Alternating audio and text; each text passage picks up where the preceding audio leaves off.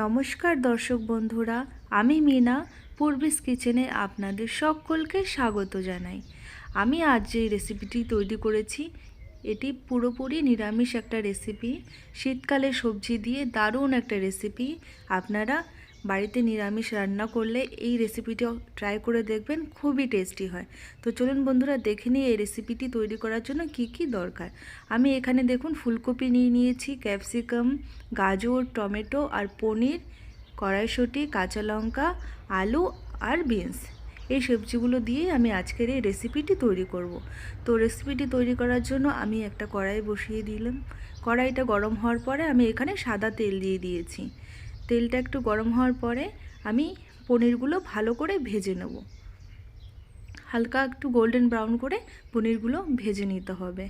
তো পনিরগুলো হালকা হাতে নাড়িয়ে চাড়িয়ে নিয়ে একটু ভেজে নিতে হবে, না হলে পনিরগুলো ভেঙে যাওয়ার সম্ভাবনা থাকে।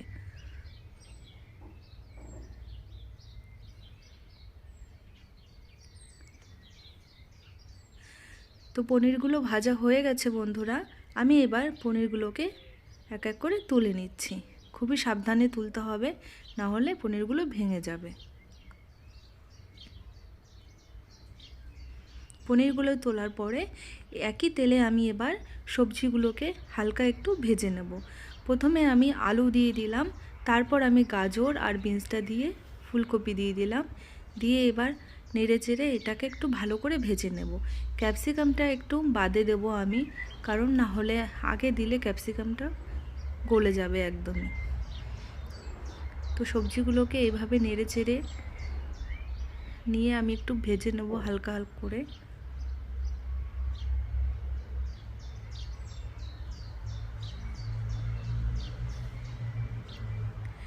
এবার অল্প করে নুন দিয়ে আমি উপরে সবজিগুলোকে ভেজে নেব।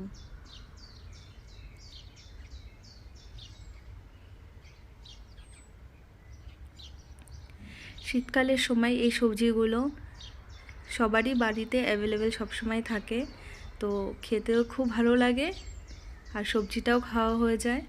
এইভাবে টেস্টি করে রান্না করলে বাচ্চারাও খুব পছন্দ করে। আর আমাদের নিরামিষ দিনে এইভাবে এই রেসিপিটি করাই যায়।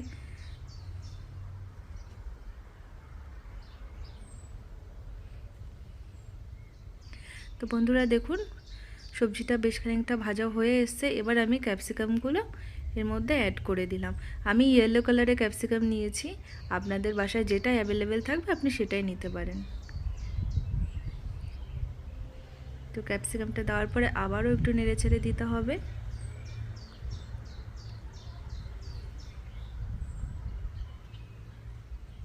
দেখতেও কতটা কালারফুল লাগছে।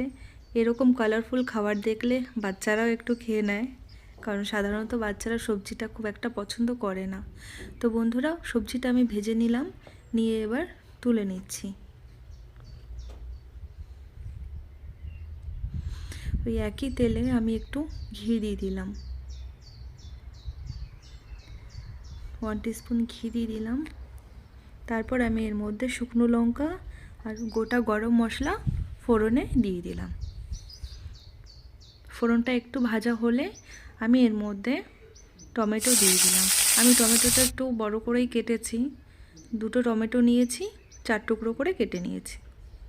তারপর এর মধ্যে কিছু কাঁচা লঙ্কা মাঝখান থেকে কেটে এভাবে আমি দিয়ে দিলাম, কারণ এই রেসিপিটা খুব একটা ঝাল করার দরকার নেই, একটু মিষ্টি মিষ্টি হলেই বেশ ভালো লাগে খেতে।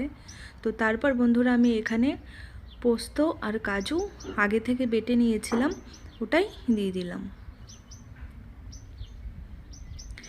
দেওয়ার পর মিক্সার গ্রাইন্ডারের বাটিটা একটু ধুয়ে জলটা আমি দিয়ে দিলাম, মশলা ধোয়া জলটা দিয়ে দিলাম।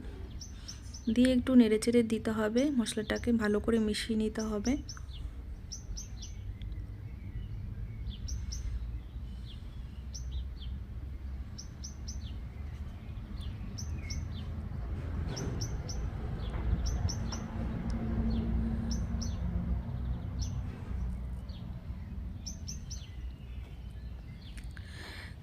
আমি আবারও একটু জল দিয়ে দিলাম, না হলে কড়াইতে লেগে যাচ্ছে নিচ থেকে।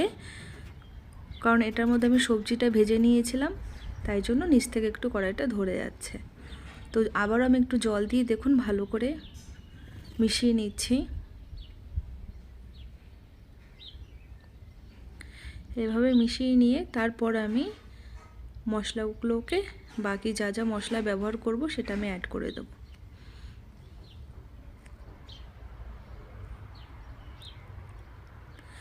তো আমি প্রথমে এখানে হলুদ গুঁড়ো দিয়ে দিলাম,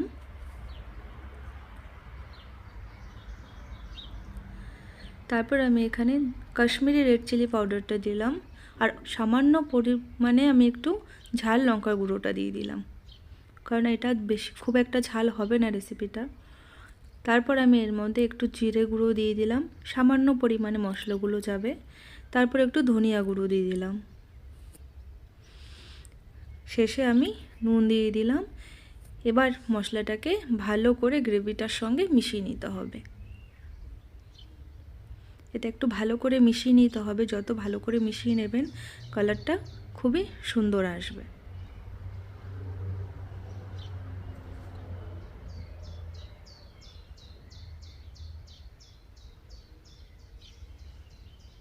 তো দেখুন বন্ধুরা, মশলাটা কালারটা কতটা সুন্দর হয়েছে। এই পর্যায়ে আমি এখানে কড়াইশুঁটি দিয়ে দিলাম। কড়াইশুঁটিটা ভাজার কোনো দরকার নেই, কারণ কড়াইশুঁটি ভেজে নিলে মাঝখান থেকে দু টুকরো হয়ে যায়, ভালো লাগে না ওটা। এভাবে গ্রেভিতে দিলে খুব সুন্দর সেদ্ধ হয়ে যায় আর কড়াইশুঁটিগুলো গোটা গোটাও থাকে। তো কড়াইশুঁটিটা দিয়ে আমি ভালো করে নেড়েচেড়ে আবার মশলাটাকে বেশ খানিকক্ষণ ধরে কষিয়ে নেব। তো দেখুন বন্ধুরা, মশলাটা খুব সুন্দরভাবে কষে গিয়ে তেল ছেড়ে দিয়েছে। এখন আমি এর মধ্যে ভেজে রাখা সবজিগুলোকে দিয়ে দিলাম। সবজিগুলো দিয়ে মশলার সঙ্গে সবজিগুলোকে ভালো করে মিশিয়ে নিতে হবে। এভাবে মিশিয়ে নিয়ে আরও 2 মিনিট মতো মশলার সঙ্গে সবজিগুলোকে একটু কষিয়ে নিতে হবে।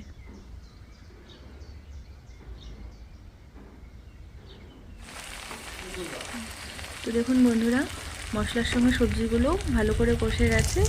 এখন আমি এর মধ্যে জল দিয়ে দিলাম, আর জলটা সাদা হওয়ার কারণ আমি মিক্সার গ্রাইন্ডারে যে পোস্ত আর কাজুটা পেস্ট করেছিলাম ওটার মধ্যে জল দিয়ে আমি ঢেলেছি, তাই জন্য এরকম সাদা দেখতে লাগছে। এটা জলই আছে প্লেন। তো জলটা দেওয়ার পরে আমি একটু নেড়েচেড়ে দিলাম, দেওয়ার পরে আর একটুখানি জল লাগবে, একটু বাদে আমি আবার জলটা এর মধ্যে অ্যাড করব।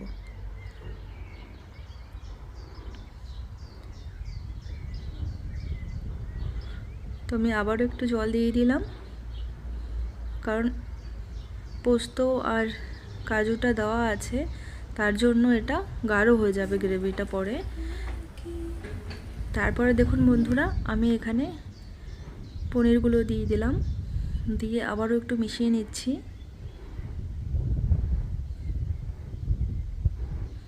এখন হয়তো জলটা অনেকটা লাগছে দেখতে, কিন্তু একটু ফোটার পরে জলটা অনেকটাই কমে যাবে। তো জলটা দেওয়ার পরে 5-6 মিনিট ফুটিয়ে নিলাম। এখন আমি এর মধ্যে চিনি দিয়ে দিলাম। সবজিটাও খুব ভালোভাবে সেদ্ধ হয়ে গেছে আর গ্রেভিটাও কমে এসছে। এখন আমি এর মধ্যে গরম মশলা গুঁড়োটা দিয়ে ভালো করে মিশিয়ে দেবো। তো দেখতে কতটা সুন্দর লাগছে, কতটা কালারফুল লাগছে, খেতেও খুবই টেস্টি হয়েছিল। আপনারা অবশ্যই একদিন ট্রাই করে দেখবেন, খুবই টেস্টি হয়, দুর্দান্ত হয় খেতে এই রেসিপিটি।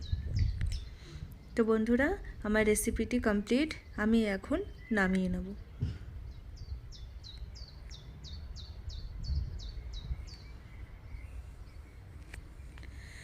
তো সবজিটাকে আমি ঢেলে নিলাম।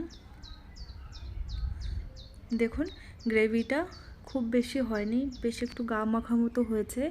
তো এটা রুটি দিয়েও আপনারা খেতে পারেন। তো বন্ধুরা, যদি ভিডিওটি ভালো লেগে থাকে তাহলে প্লিজ লাইক দিয়ে আমার চ্যানেলটিকে সাবস্ক্রাইব করার অনুরোধ রইল। আর ধন্যবাদ ভিডিওটি দেখার জন্য।